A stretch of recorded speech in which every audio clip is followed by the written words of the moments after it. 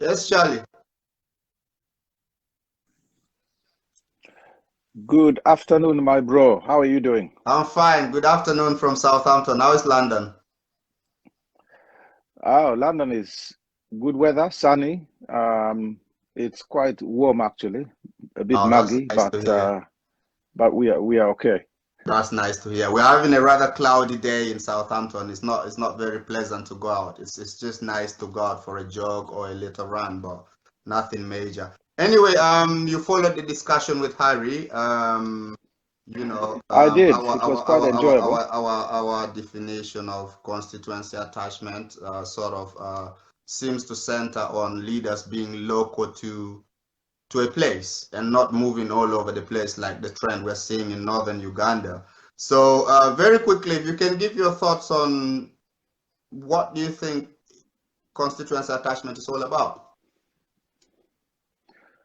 Yeah, I think uh, I concur with the definition that both yourself and Harry came up with, which is to do with having an attachment within a constituency, whether a permanent house. I think Harry was a bit too strict when he said, in his view, he would say someone should never be elected if they're just renting. Yeah, I that, would cre- slightly that differ that with creates a him. bit of problems considering we're still waiting for the compensation for our cows. Correct, yeah. But I can see where he's coming from. What he is advocating for is for somebody who has got a proven track record of uh, either living within that constituency or having something which he has been carrying out for the constituents within that Mm, locality. So it could be, it doesn't have to be a politician. It could just be someone who goes around making sure that street kids are fed, mm, or it could be somebody who just has extra maybe seeds and he distributes mm, it during planting season for people who may not mm, have.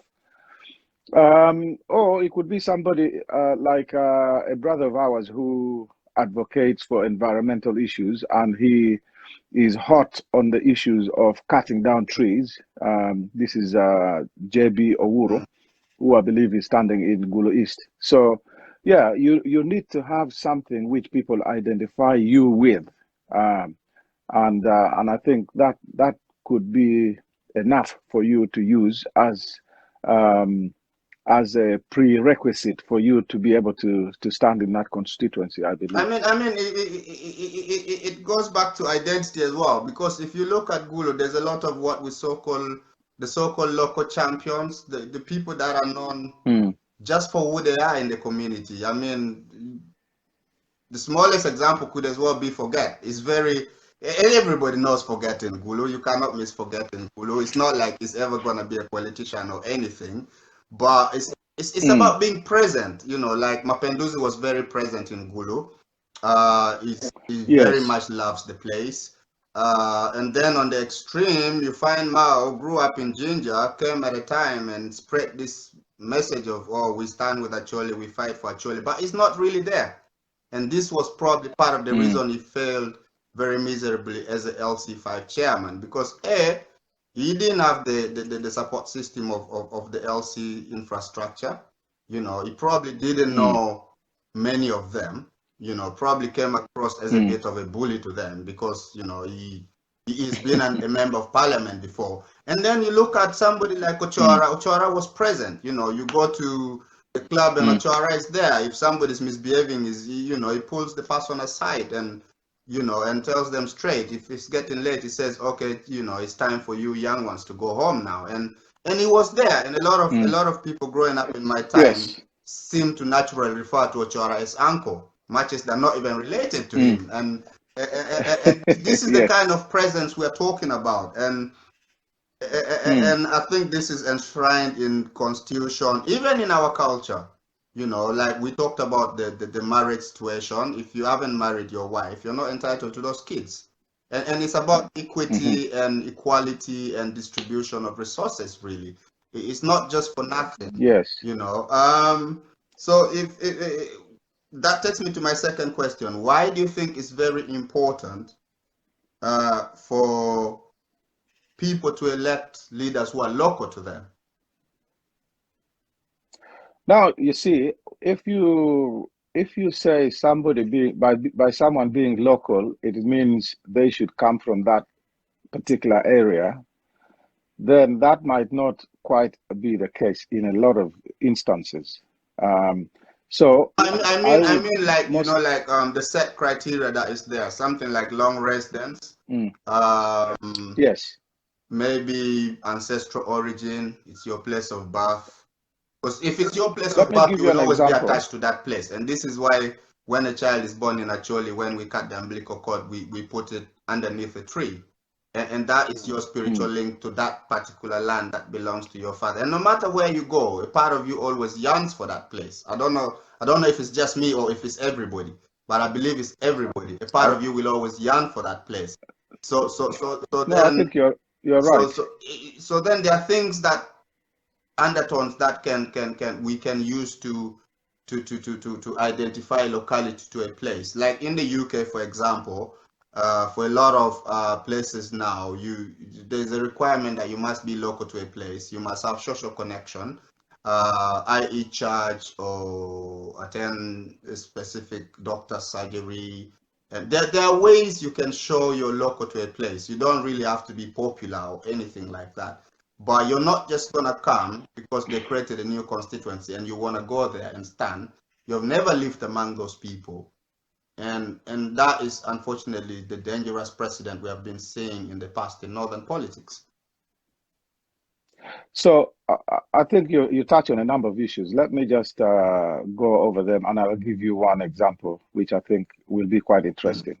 So what we have seen is that there is a trend of mm, people who may be from Gulu moving to mm, Kitgum and living there for long periods of time, or vice versa, from Kitgum coming over to Gulu, living in Gulu for long periods of time to the point where nobody actually realizes that they are not from mm, Gulu or they are not from Kitgum.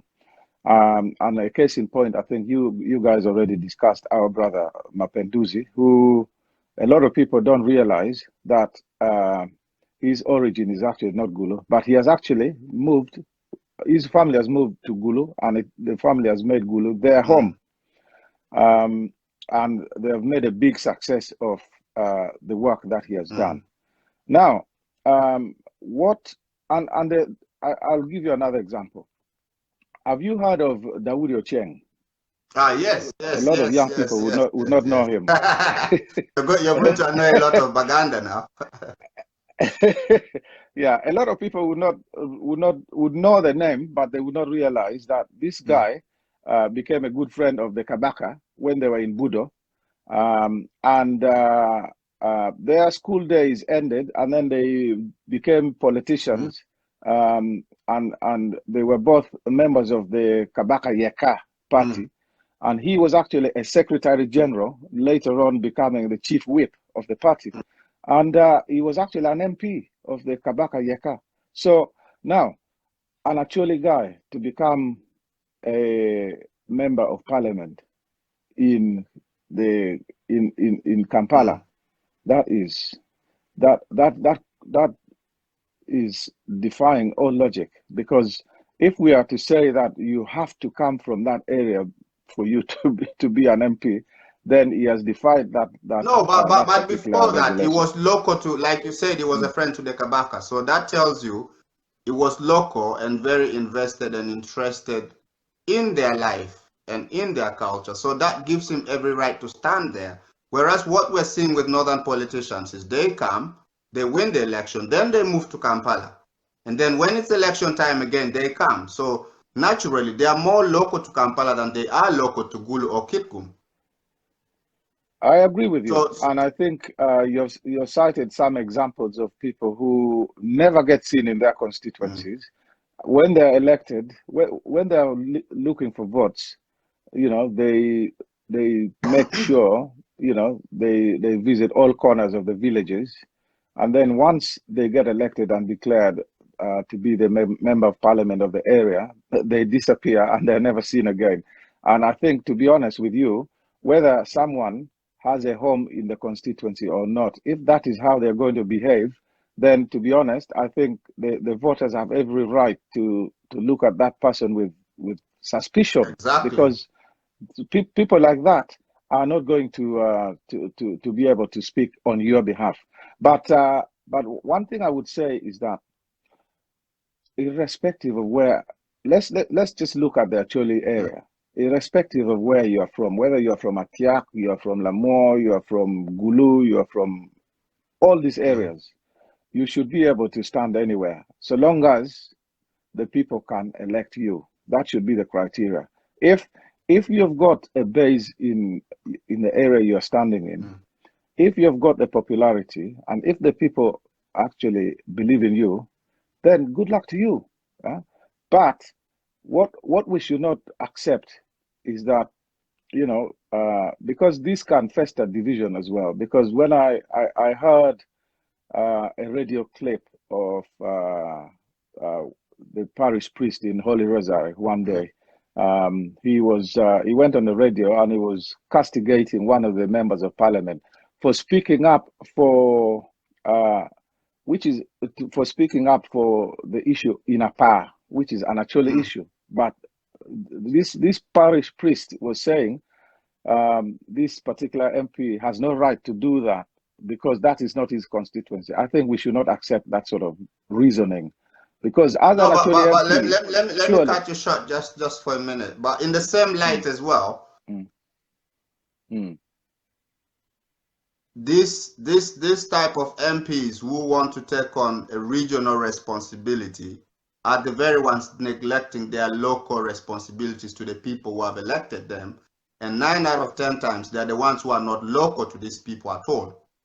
Okay, let's start with Seo Donga, I very local to Gulu, I see. spends most of his time in Gulu.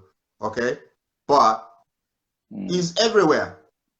And yet he mm, represents a rule. Now, if the first responsibility of any member of parliament should be to their constituency, and this is why mm, constituency attachment is very important, because it ensures fair representation. Now, if you come and take on a mm, responsibility that's not yours, you want to go and shout and make noise everywhere in an individual capacity, then that is very wrong, because there is an infrastructure. There's actually parliamentary group.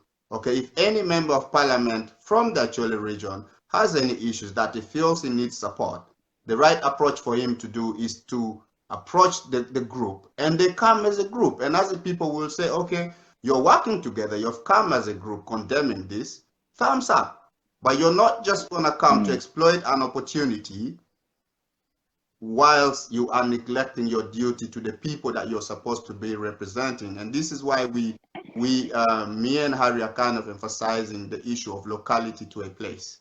Like mm. you said, you No, don't have to be born to a I, place. You can still be local to a place mm. because you actively Now, participate in the life in that place. see, we are a little bit unfortunate as actually is at the moment, because the reason why I say we are unfortunate is because we have too much of a diversity of the people who are representing us. Diversity should not have been an issue, really, but the nature of the Mm, politics currently in the country makes it an issue. And the reason why I'm saying that is because um, those members of parliament who are sort of government leaning, so there are some members of parliament who are actually mm, NRM, but they are still objective. But there are others who are NRM, but they've got no proper reasoning capacity whatsoever. Because even if they know that there is a policy which is being pursued by the government, which is going to be detrimental to their cholis, or things like, land grabbing, they're going to even if it's happening in their constituency, they're going to want to not want to speak up for it, simply because they don't want to be seen by the government, which they are party to, that they're the ones upsetting such policy. So that is what actually forces people like Odongato Because if you remember rightly, the politics of the situation in APA, it looks like the government has known what the weaknesses are, and certain people have actually pocketed money. You see, so once the government compromises you, and you have already taken money from it, you're not going to speak against the government. And if you are still part of the actually parliamentary group, of course, you're going to fight against people who are straightforward, and they are progressive in their thinking, and they want to make sure that they expose the government scheme, which is detrimental to their people, even if they don't come from that very area. That's why I'm saying it is not a bad thing.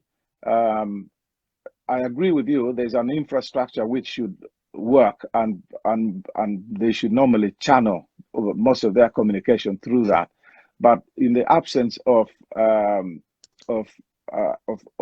the members of the APG having consensus, you find that this infrastructure is null and void, and it cannot serve the purpose for which it was put in place. I think for me, you raise a very crucial issue there.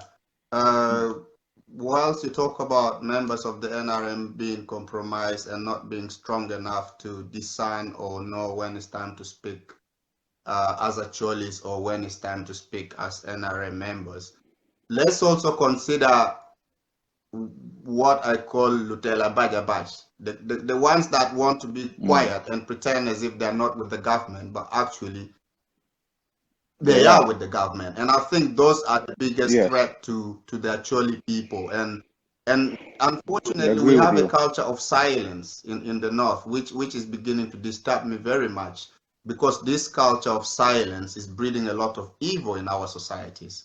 And that is really starting to bother me a lot.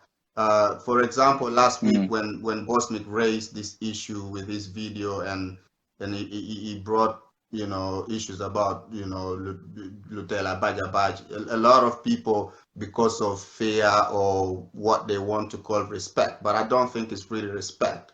They're just trying to protect certain individuals. Now they turn around and say, but going back to what we are discussing, it is very important that when you stand to represent a community, you are attached to the people so that their voice is heard. And this is why I find a problem with people who want to assume a role bigger than what their role is actually, because in the end, they end up creating a lot of friction everywhere they go. And they're the very ones that seem not to be local to the places where they're supposed to be. For example, you brought Otawa Donga. When Otawa Donga went to Aru, his whole life was in Gulu. He went to Makerere, Aru was created. Straight went and contested, went through, okay, coming off a war, doesn't know anything about Aru, is not very local there. And to date, he will go visit Aru and come spend the night in Gulu. Why? Why? So now I think there are several issues there. Now let's look at it this way. All our areas in Acholi, for instance, would have different kinds of issues affecting it. So if we talk of APA, we know what the issue is there. We talk of Noya, we know what the issues are there, because there are chunks of land being taken by so-called And that's investors. precisely why, if you're not local to that place, some of these issues you will misfire. How to handle them, you will misfire, because you're not local there. You don't know the boundaries of the land, you don't know the history of the people, so you're just going to intervene haphazardly. I'm trying to develop a point here. So I've talked about APA, I've talked about Noya. If you think of Atiak, the sugar factory which has been built there, this sugar factory is being fed by the outgrowers of the sugar cane from Lamour. And the people in Lamour, supposedly, they cannot supply the labor for planting this sugarcane. So the planters are being brought in from as far away as Busoga. And first of all, transportation between counties was prohibited.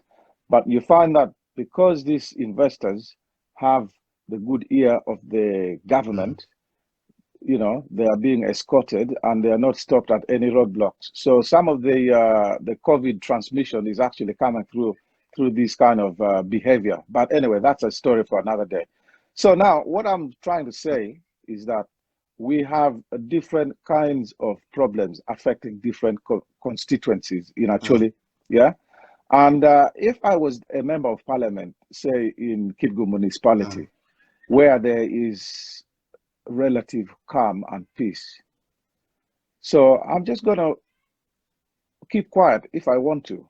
But also, what I could choose to do is I could choose to add some weight to what other members of parliament are doing in other areas where I feel I have got the knowledge and the time to spare to add some value to what they are actually now doing.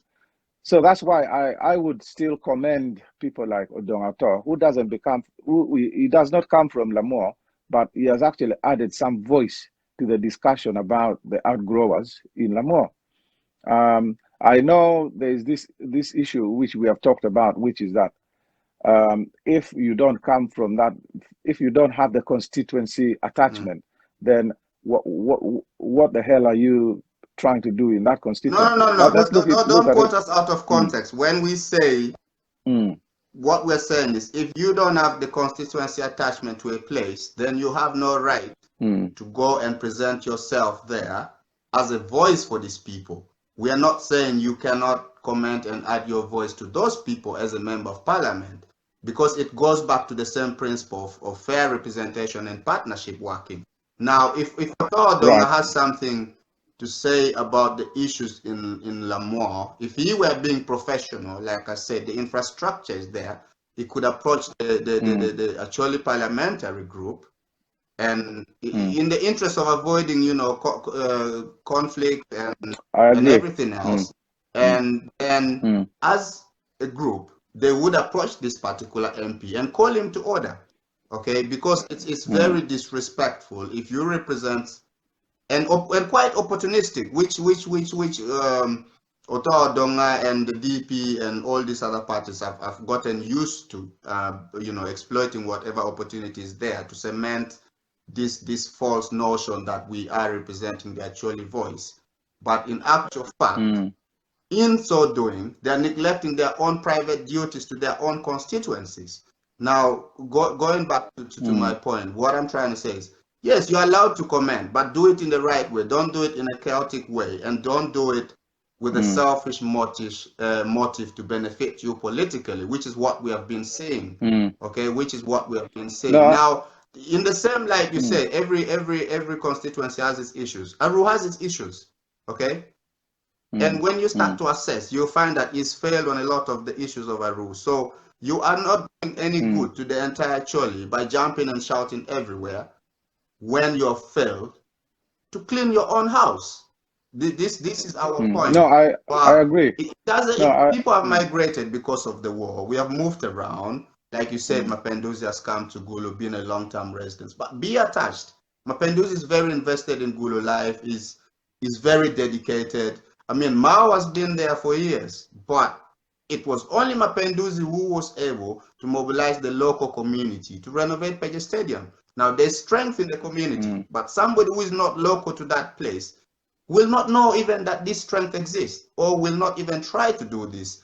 In effect, we see them, all they do is blame government for this, blame government for that, because it's a political survival technique, and that is very wrong.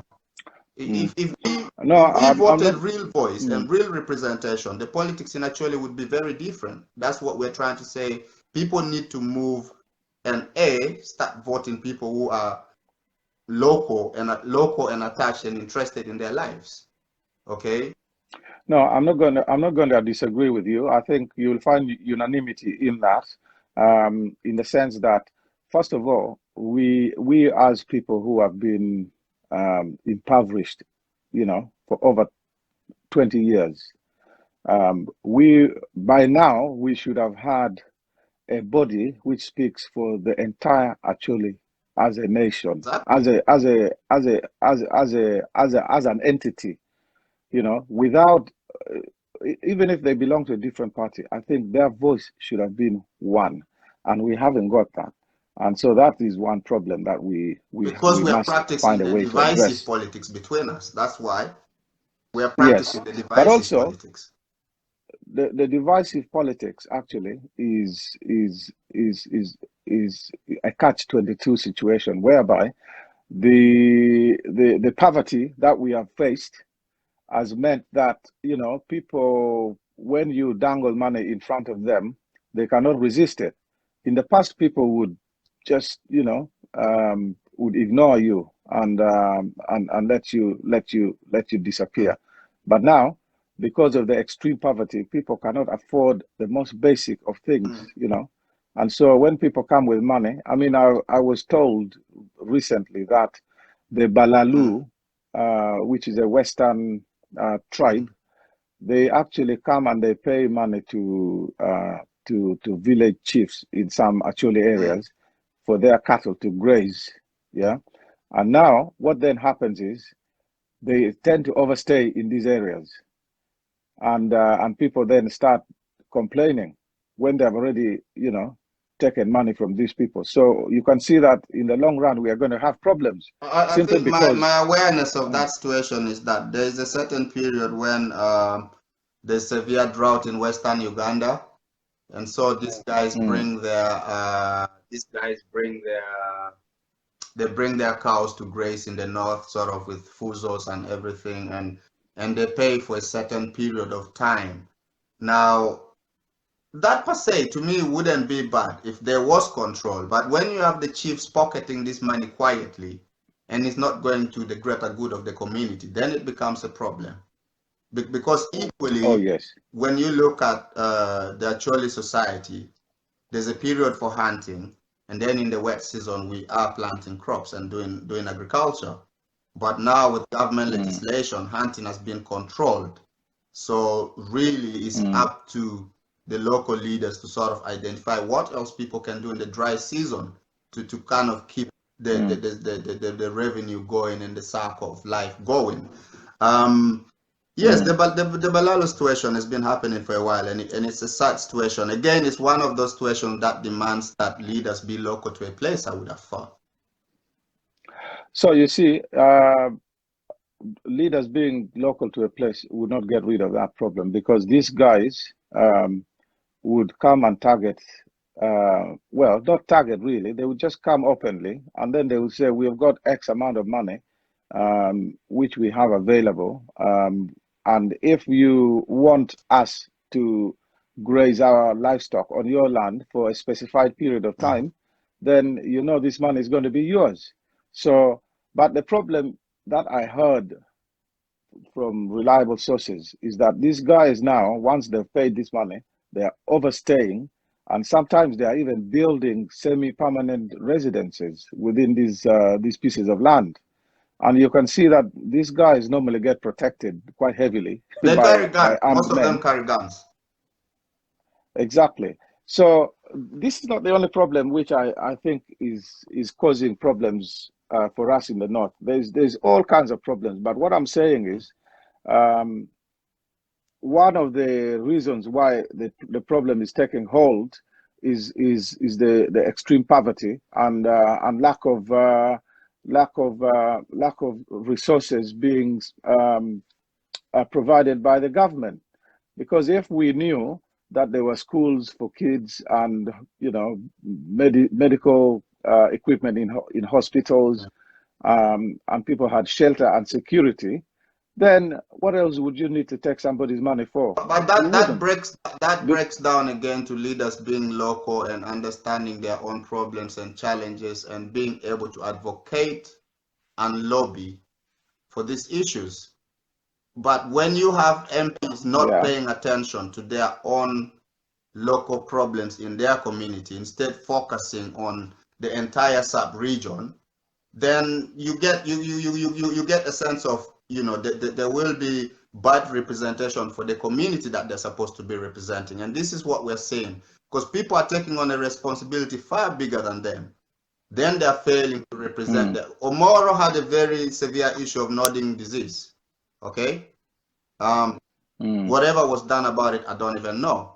There was no, no awareness, no publicity. There was very little done around that. Okay, now then you have to question who was in charge of Omoro at the time.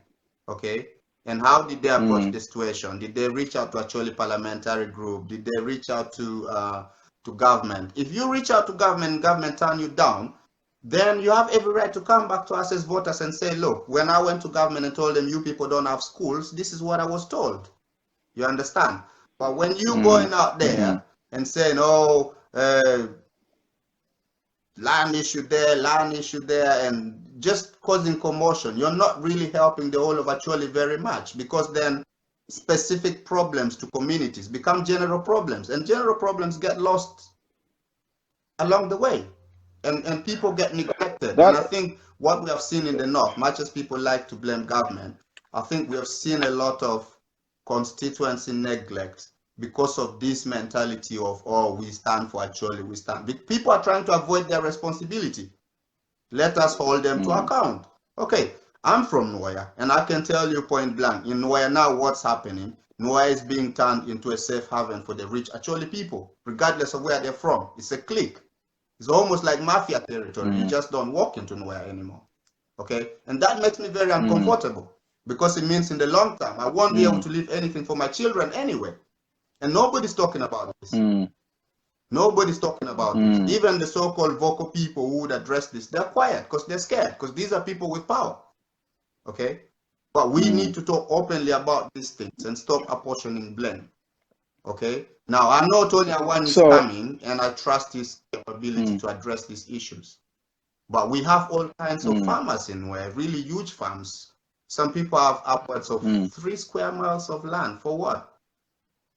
The false notion that you have to get everything in this world so you can leave an inheritance for your children is what's driving leaders' greed, and that needs to stop. That's sorry, I'm getting carried away now, because it's very annoying right now. Northern politics. What you're saying is still relevant. I mean, just to add on to what you've said, my brother's in-laws are from Zimbabwe, and when we went for the marriage ceremony, that was my first time to go to Zimbabwe, and that was, I thought Uganda was beautiful, but that place is on a different level as well.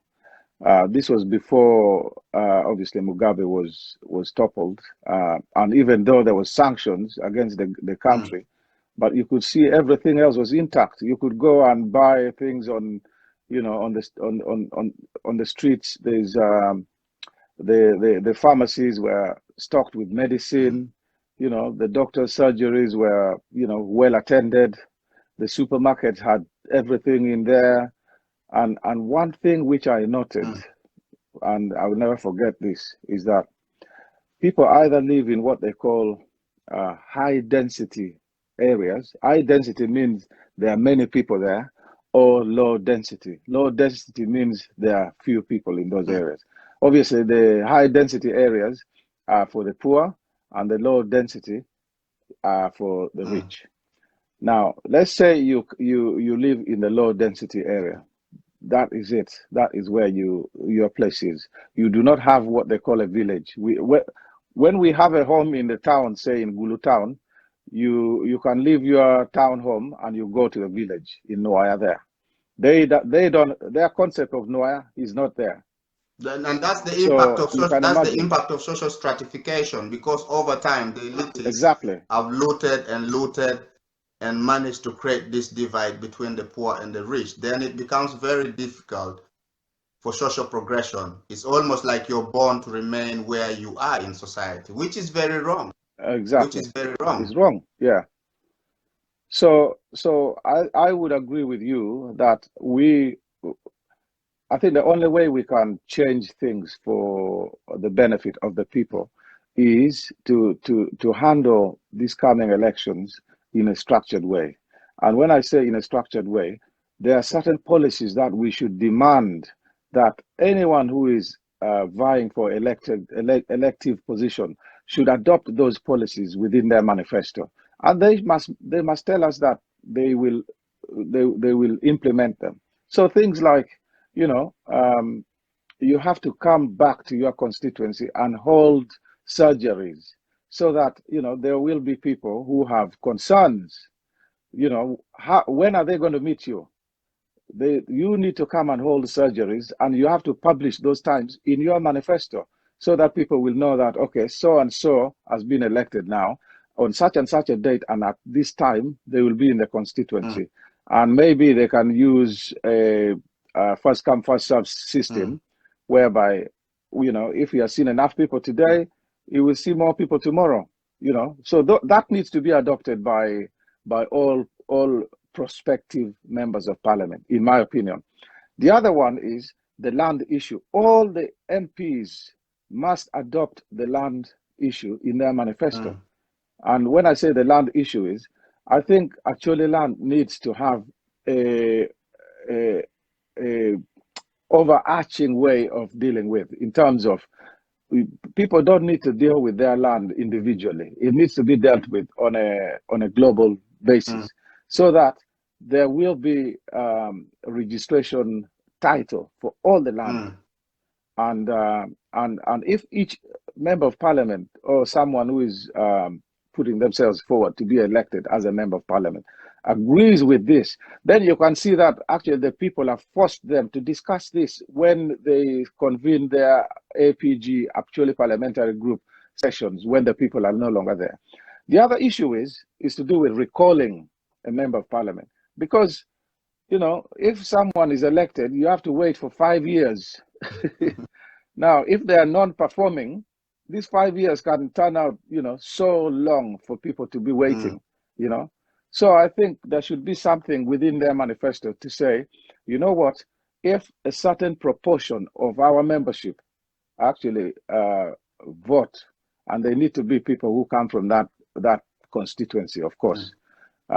If they put their signature on a petition to say that, you know what, we want to recall our MP, then it forces a by-election in that constituency. I think the general practice is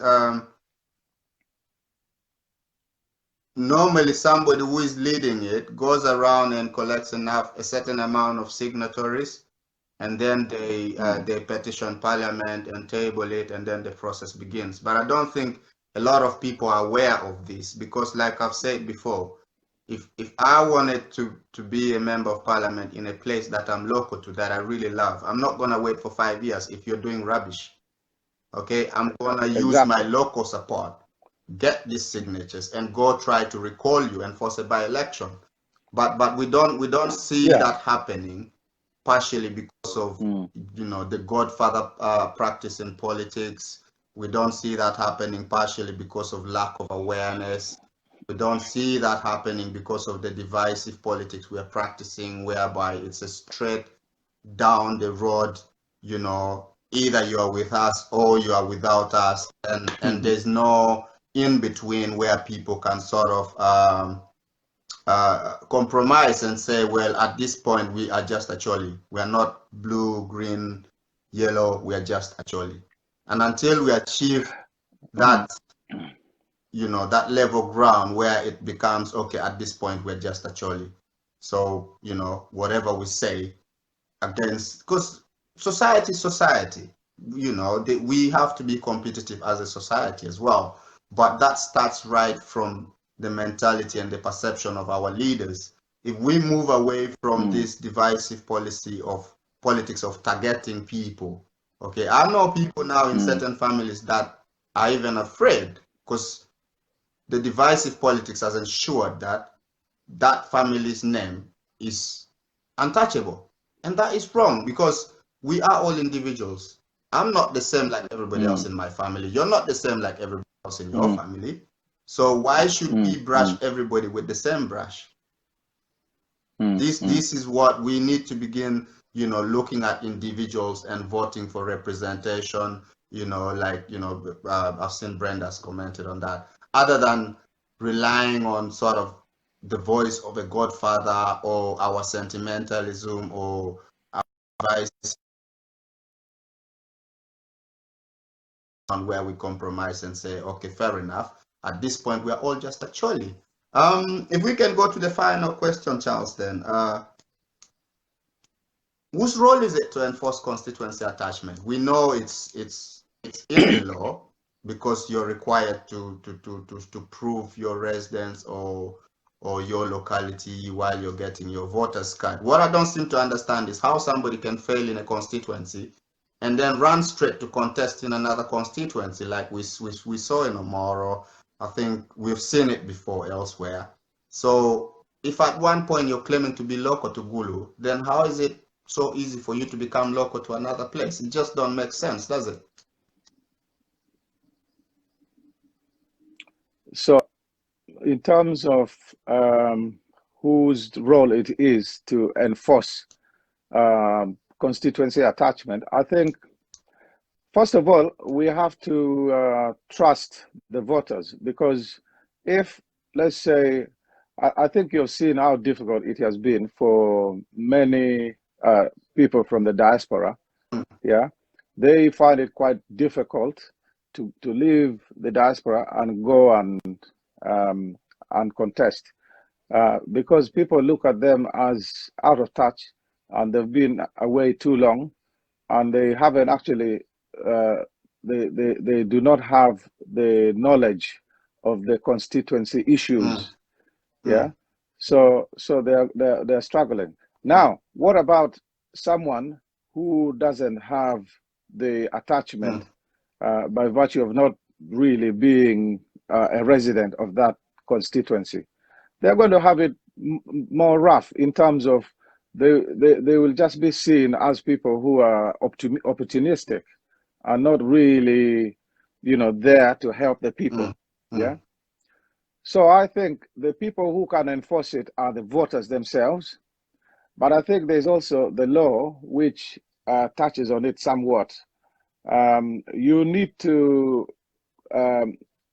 for a member of parliament, I believe there's a number of signatures that you need to collect before you can put yourself forward. Okay. Yeah.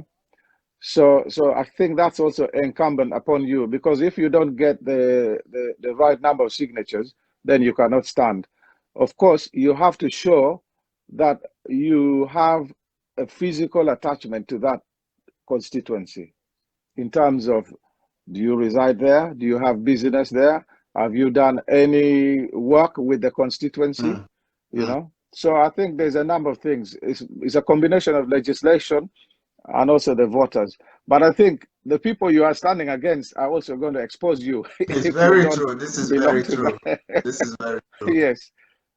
Yeah. So I think I would be quite relaxed in terms of constituency attachment, because there's what we call the men will be sorted from the boys. True. As time goes. True. Yeah. True. All right, Charles. It's been a lovely evening. It's always nice to have you. I look forward to having Monday, where we'll probably be talking about. I think we have to get away from this politics for a bit. It's getting a very bit. It's draining me a little bit now, and very frustrating. So I think we will be talking about a social issue. So I was thinking maybe we will look at sex tourism, for example, because we had the issue with the white man and infecting the Kenyan ladies, and I think understanding of this concept. I see somebody. Oh, Charles has cleared off. Let's see if we can bring Brenda on. Yeah, Brenda, you've been watching keenly. It's almost like you have something to add. So if you can connect, and then you can make your comments hard to the people. She's not coming on. Let's bring back Charles.